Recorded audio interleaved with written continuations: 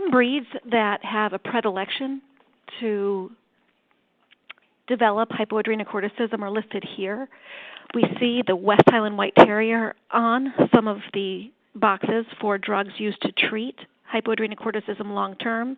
And when we learned in school that pretty much any standard poodle is going to develop hypoadrenocorticism at some point in their life.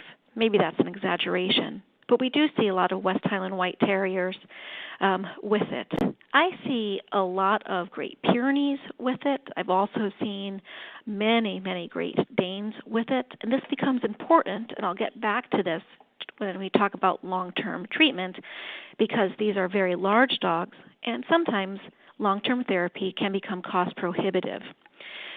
Basset hounds and as well as Labrador retrievers also are animals that I see with increasing frequency. And so the bottom line is we have some predisposition in some breeds. It's been familial in some breeds. However, hypoadrenocorticism can occur in any age and any breed of dog, and more rarely in cats. Clinical signs are extremely vague and nonspecific. Animals may be anorexic. Some animals simply have a failure to thrive and are thin. They can present with vomiting, weakness, lethargy, and weight loss. Some other animals have diarrhea or collapse in the most extreme cases. Some animals have simply tremors or shivering as their clinical signs. And so it's very, very vague. One thing that is very consistently inconsistent, if that is a word, is that there's a waxing and waning course.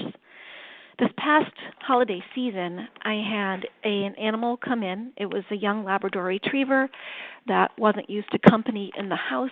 They had a lot of company over the holidays, as well as carpet cleaning right before the holidays, and the stress of all the commotion caused that patient to go into a full adrenocortical crisis.